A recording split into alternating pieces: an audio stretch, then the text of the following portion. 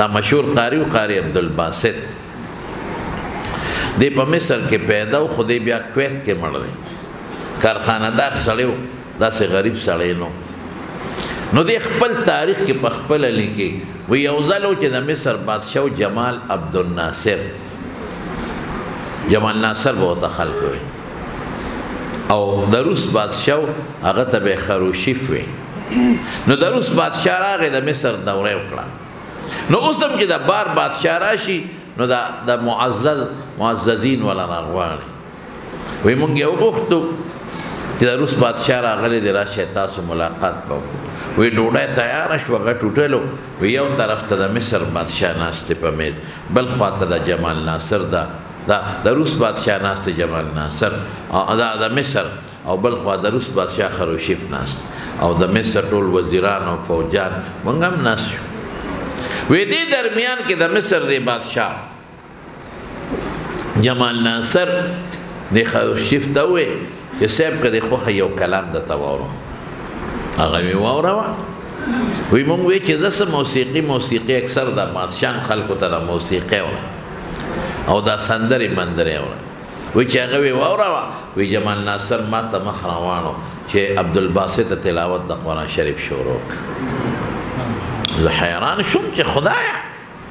نن خو زه قرآن شریف تلاوت ته نیم تیار دا خو کافران دي روسیان دوی خو قرآن څنګه پیغمبر نه مني قرآن نه مني خدای نه مني وی زه غلی شوم ما ته جمال ناصر وی چې تلاوت شروع وی مې تلاوت شروع د تلاوت ما بذات سوزل اورېدلې مخ په مخ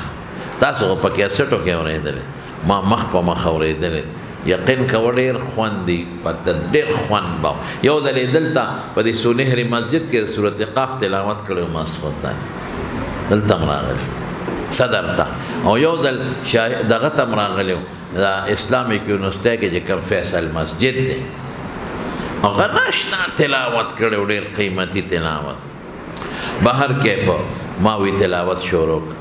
لکه اوس ویمه چې عبدالباسطه نور کله چې ته تلاوت کې نو ستا تلاوت ته هغه خلک ناست دي اوري چې خدای مني پیغمبر مو دا قرآن هم مني او نن هغه خلک ستا تلاوت اوري چې د خدای مني نه رسول او نه قرآن وی خوند یې راک وی داسې جوش کې مې د قرآن شریف تلاوت وکړو داسې جوش کې چې ما له جړه راوسته او جړه سره زما اواز بند شو نور نه خطه وی چې ما سترګې اوچتې کړې مخ او مخامخ مې د خروشیف ته وکتل وی د هغه د سترګو نه قطار قطار اوښکې روانې دي وجاړې وفد ټول جاړي مسلمانان خو څه کې هغه سلګی وی جان وی هغه خروشیف تپوس وکړه دا موږ د بادشاه د مصر نه جمال ناصر نه چې دا دې راته څه شی واورو هغه ورته وی دا زموږ د الله پاک کتاب دی او زموږ په ښکلی پیغمبر نازل وی د روس بادشاه خروشیف وی چې په ټوله دنیا ګرځېدلی هر قسمه کلام مې اورېدلی دی د موسیقۍ سره مو بې موسیقۍ نه خو قسم دی چې که داسې کلام ما په خپل ژوند کې اورېدلی دی خو زما په زړه کې کرښې جوړې کړې ولاړې